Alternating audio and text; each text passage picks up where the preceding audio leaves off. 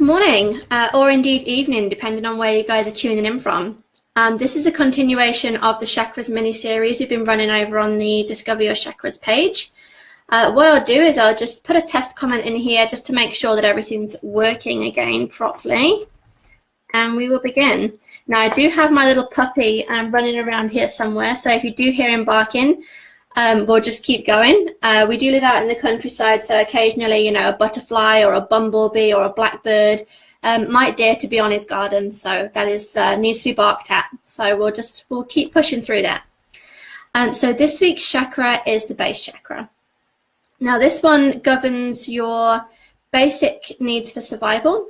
It governs your fight or flight instincts, your sort of Neanderthal base animal instincts.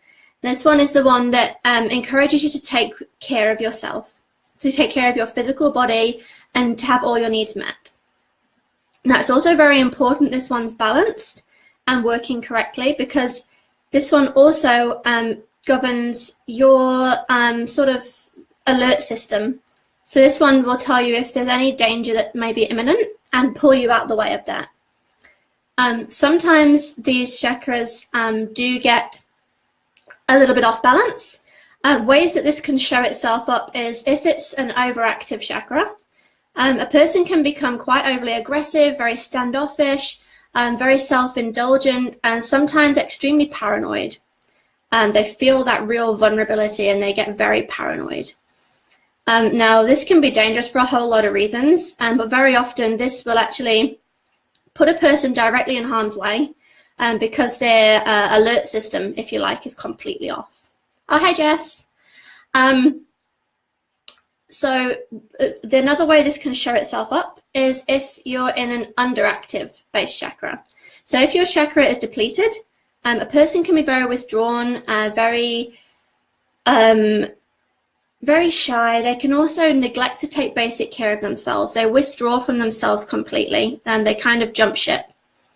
Now, this can show itself up in a whole range of ways, from depressions from symptoms of depression to fatigue, to the person really just not taking care of their basic needs and not being in touch with what they need at a very basic level. So this can include hygiene, cleanliness, eating, drinking, making sure they're getting enough sleep and things like that, and just taking care of themselves at a very physical level is something that completely eludes these people because they're completely off balance and off whack.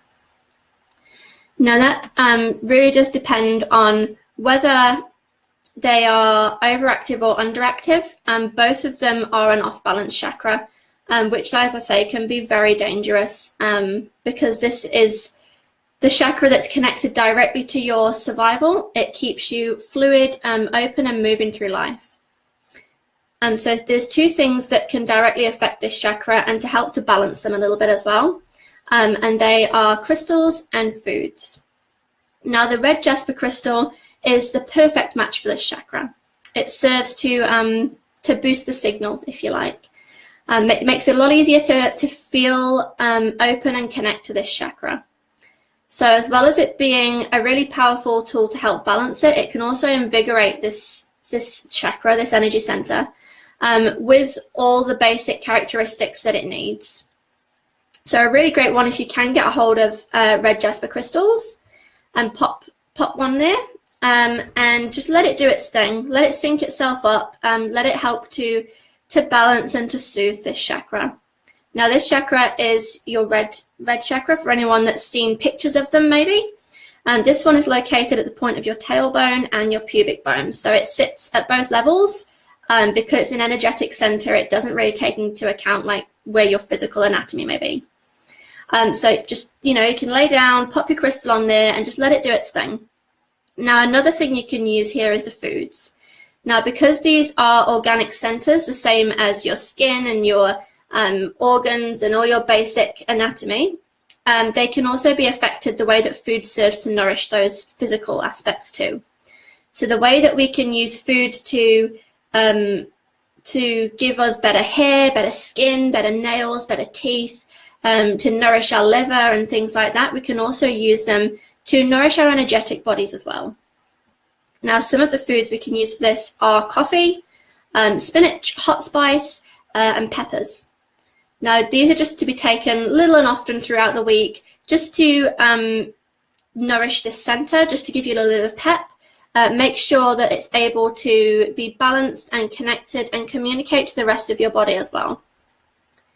Now, if you're not already part of it, head over to the Discover Your Chakras Facebook group. I've popped a link in the title of this video. There's a lot of things there that I share in a lot more open and vulnerable way. I tend to share things on a lot more personal level, relating to the chakras, to your mindset, and to gratitude. Now, tomorrow, what I'm going to do on the page is I'm going to share a small exercise that you can do just to check in with yourself and make sure your chakra is balanced, and begin to keep a check on it yourself. This is going to give you a really great indication of where you're at and what state this chakra is in for you. And that's your introduction to the base chakra. Now, what I'll do is I will post this into the group as well for anyone that may have missed it. And I will see you on Monday when we're going to begin our next chakra, which is the sacral chakra, which is all about your will and your sensuality. Okay, see you on Monday.